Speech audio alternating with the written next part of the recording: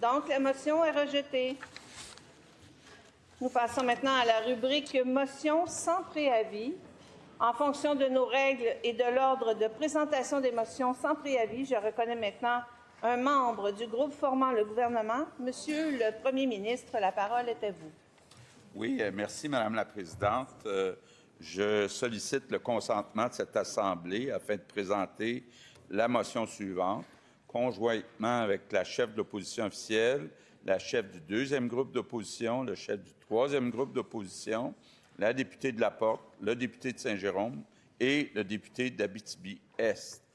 Que l'Assemblée nationale souligne le 50e anniversaire de la Convention de la baie James et du Nord québécois, signée le 11 novembre 1975, qu'elle reconnaisse l'importance de cette entente historique et des ententes qui en ont découlé, qu'elle en salue l'impact positif pour le développement socio-économique du Québec et des nations Cris et Inuits, qu'elle affirme que ce traité demeure le socle, 50 ans plus tard, de notre relation privilégiée de nation à nation avec les Inuits et les Cris.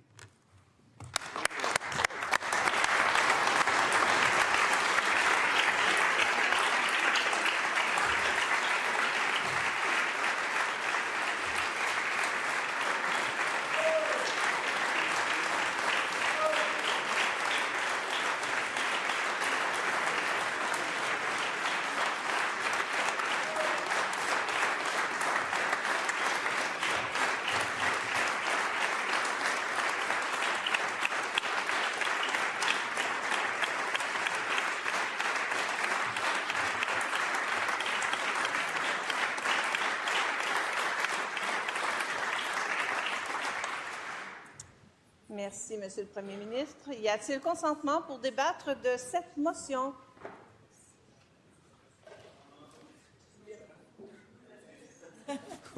Oui, merci, Madame la Présidente. Oui, il y a consentement pour un débat de 3 minutes de rigueur par intervenant.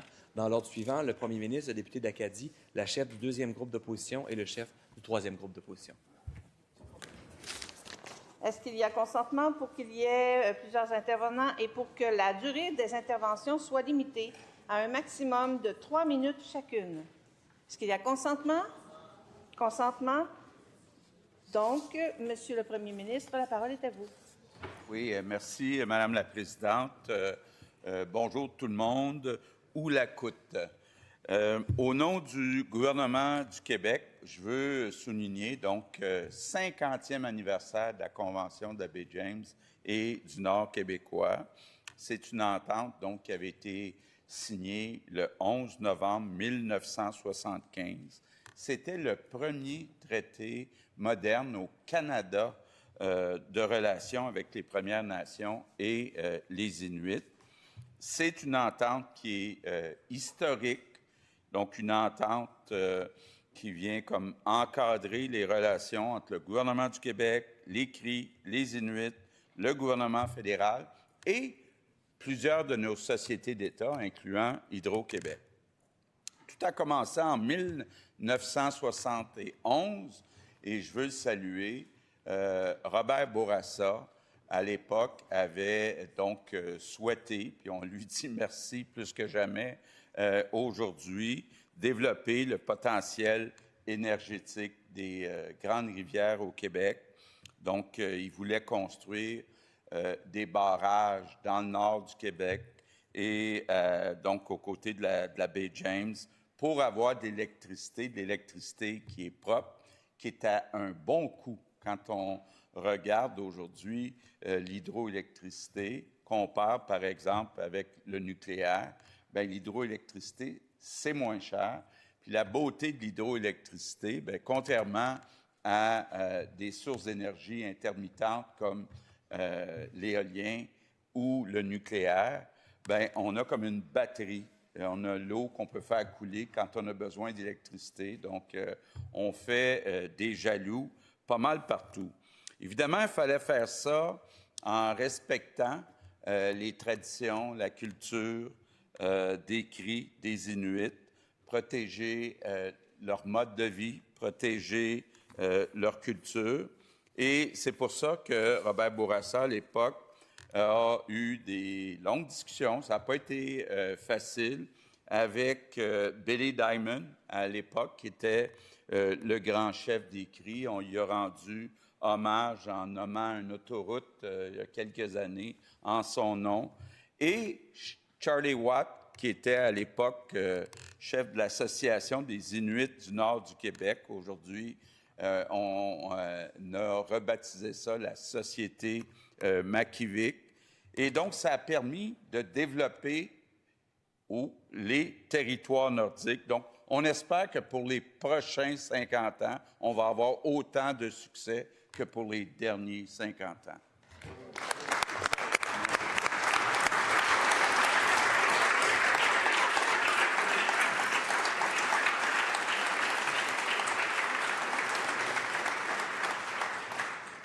Merci, Monsieur le Premier ministre. Je vous rappelle que c'est une motion d'une durée de 3 minutes pour chaque intervenant. Donc, je cède maintenant la parole à Monsieur le député de l'Acadie. Merci, Madame la Présidente. Distingués invités dans les tribunes, il y a 50 ans, le Québec, sous le leadership du Premier ministre Robert Bourassa, concluait avec les nations Cris et Inuits la Convention de la baie James et du Nord québécois, un accord historique. La signature de cette convention était nécessaire si Robert Bourassa voulait réaliser son plus grand chantier et projet du siècle, le développement du potentiel hydroélectrique de la baie James. Pour y arriver, c'était fondamental. Il fallait s'asseoir avec les Cris et les Inuits autour de la même table. En effet, les deux nations habitent ce territoire depuis des millénaires. Il s'agit de leur environnement, de leur milieu de vie. Il était donc inconcevable de réaliser un tel chantier sans consulter et travailler avec les nations concernées. Il s'agit d'un principe qui reste pertinent 50 ans plus tard et il ne faut jamais l'oublier. Grâce à la vision et au leadership de Robert Bourassa, le Québec récolte encore aujourd'hui les fruits de cette convention grâce au potentiel hydroélectrique qu'il a développé. Le Québec est un chef de file mondial en matière d'énergie propre et renouvelable qui fait l'envie du monde entier. Rien de cela n'aurait été possible sans la Convention de la baie James et du Nord québécois, et nous pouvons en être fiers. 50 ans après sa signature, nous devons tous ensemble continuer à être inspirés et guidés par les grands principes de la Convention. Le développement du Nord québécois a été possible grâce à un partenariat solide entre l'État québécois et les Premières Nations et les Inuits. Lorsque nous prenons le temps de s'asseoir, d'écouter et de dialoguer, nos rêves n'ont pas de limite. Lorsqu'on bâtit ensemble, nous pouvons obtenir des résultats communs forts. Le 11 novembre 1975, la signature de la Convention a été un jalon marquant de l'approche nation à nation entre la nation québécoise, les Premières Nations et les Inuits. 50 ans plus tard, j'invite cette Assemblée à se souvenir du legs et de la vision de Robert Bourassa qui a tracé la voie de l'avenir au Québec. Nous devons nous inspirer alors que le Québec de demain a plusieurs défis à surmonter, notamment en matière de demande énergétique et de lutte contre les changements climatiques. Ensemble, avec les Premières Nations et les Inuits, prenons le temps de bâtir le Québec de demain pour nos générations futures. Merci.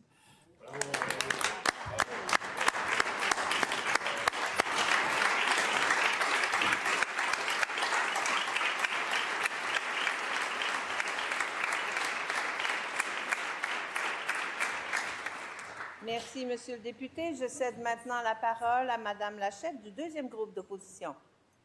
Merci, Madame la Présidente. Ulakut Wachi. Je veux à mon tour saluer les représentants des Inuits et des Cris qui sont parmi nous dans les tribunes aujourd'hui.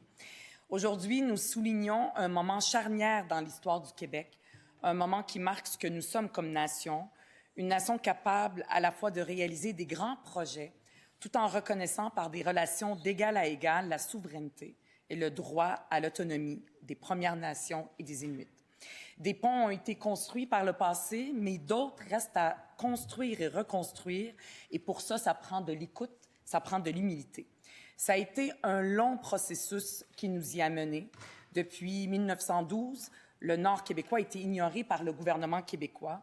Il a fallu plus de 50 ans de résistance et de lutte pour faire réaliser que le développement du territoire ne pouvait se réaliser sans les Premières Nations et les Inuits. On croit à tort que c'est nous qui occupons le territoire, mais les enseignements des premiers peuples nous apprennent que nous y appartenons au territoire. Mais le passé ne nous dispose pas de nos responsabilités d'aujourd'hui. La situation au Nord nous le rappelle à chaque jour. La jeunesse crie et Inuit nous le rappelle. Nous devons leur assurer la pleine jouissance de leurs droits, mais qui doit aussi s'accompagner de ressources et de moyens pour le faire. Concrètement, la situation dans le Nord québécois est extrêmement difficile. Il y a une surpopulation dans les logements. Il y a des enjeux importants d'accès aux soins de santé. Il y a même une explosion de cas de tuberculose. Et ils sont aux premières loges de la crise climatique parce qu'ils subissent les conséquences du dégel du pergélisol.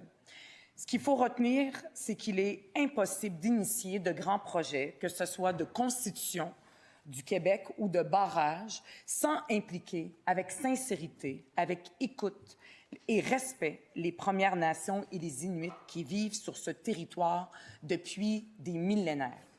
L'avenir du Québec s'écrira, c'est sûr et certain, avec les Premières Nations et les Inuits du Québec, de nation à nation. Merci beaucoup, Madame la Présidente.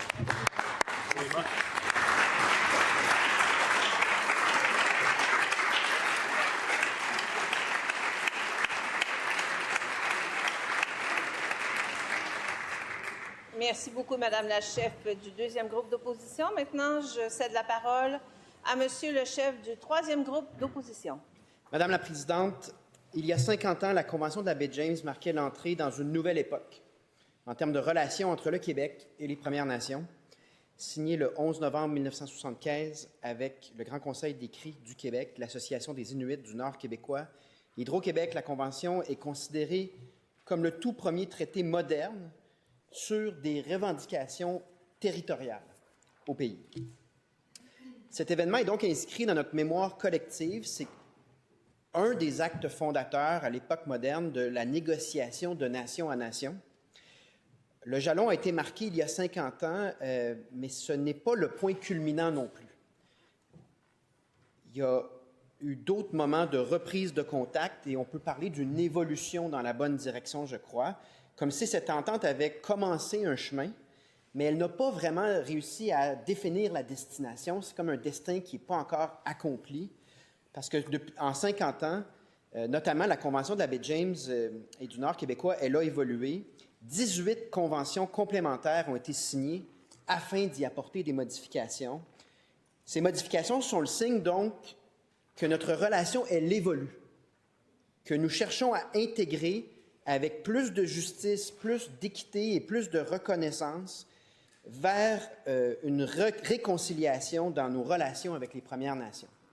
Donc, il faut souligner que c'est évolutif et itératif. Il faut avoir l'honnêteté de faire ce bilan 50 ans plus tard en disant, il faut aussi en tirer des leçons. Là. Parce qu'il y a 50 ans, il y a des pratiques qui ont été mises en œuvre qu'on ne referait plus aujourd'hui. Donc, il y a du positif, mais il n'y a pas que du positif sur ce 50e anniversaire.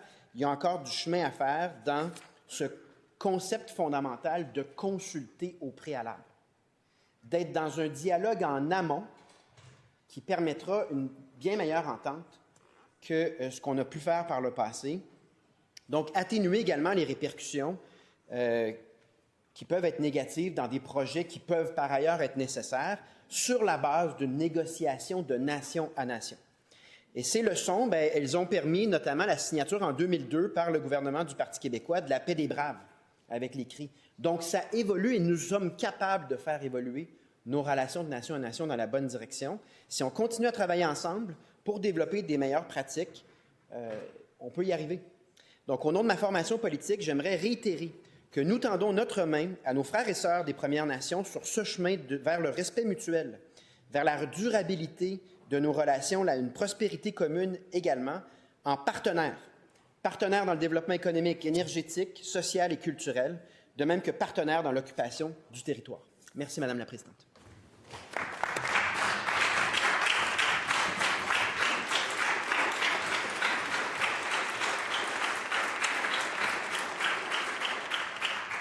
Merci, Monsieur le chef du troisième groupe d'opposition.